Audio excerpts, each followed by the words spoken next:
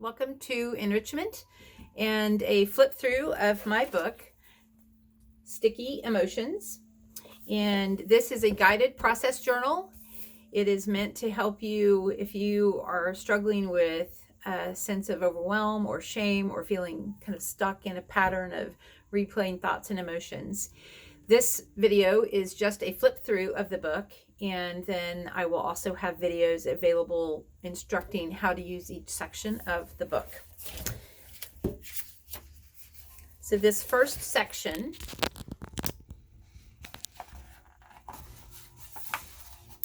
is called the Wanted and Unwanted Identities process, and it is a core exercise that is referred to throughout the book through the rest of the exercises. So it's an important first step.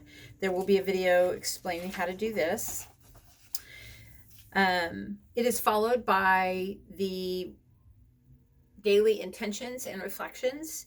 You use the words from your wanted identities and you set a daily intention. The intention is then followed later in the day with a reflection of how well did I do aligning with my daily intention. This is a really important part of the process, which I will explain more in depth in the instructional video for this. It's followed by the repair process.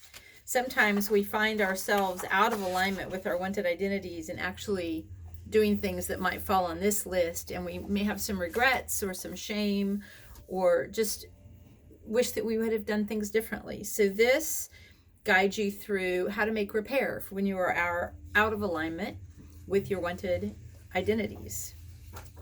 Here's another core exercise, the pleasing focus process. And in this, we look at how we get out of alignment with our best self when we are focused on pleasing and peacekeeping, and a lot of the other negative effects of pleasing and peacekeeping on our own well-being and relationships, and how to get out of that pattern. Again, there'll be a video on how to do this, and there are some journal questions on that. Most of the exercises do have a journal reflection process. And then the marble jar, Trust in the Marble Jar, is directly from the work of Brene Brown, and it's a deep dive into understanding the Braving acronym. And this process helps you look at people in your life and who practices the qualities of braving well and who does not practice the qualities of braving well.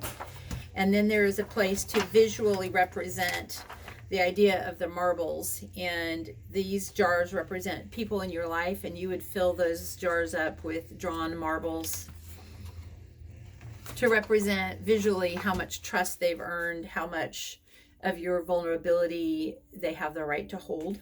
We also need to look at how well we do live in a braving way, and so there's a place to look at how we practice the qualities of braving well and not so well, and we fill our own marble jar, so that how can we trust ourselves and be trusted by others is visually represented with a little journal space.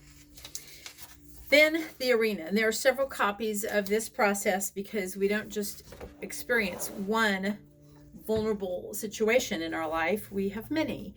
This process helps you step into arena moments, Brene Brown's metaphor for vulnerable situations, vulnerable conversations. So when we go into the arena, we want to do that from the right head-heart place or space. So this helps you get to that. And there's a video that will instruct you on how to do this.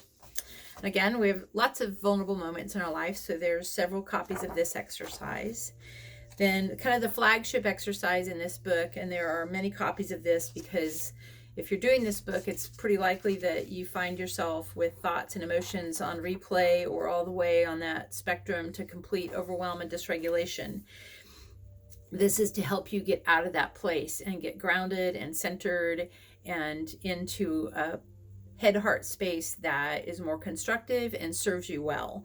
So this process is guided and walks you through. It also looks at how our dysregulation or our sense of overwhelm or thoughts and emotions on replay might be linked to any trauma or other difficult situations in our past, and how some of that stuff can sometimes flood forward and complicate a current situation that's hard already even more. And then there's a guided process to help with regulation, some journal reflection on that, some journal prompts, and a place to do that journaling. And again, there are several copies of this exercise. So there's the flip through for sticky emotions. I hope that you find that intriguing and helpful, and that you might follow up with the instructional videos for each section that will be more in detail, and that this would be a helpful resource for you.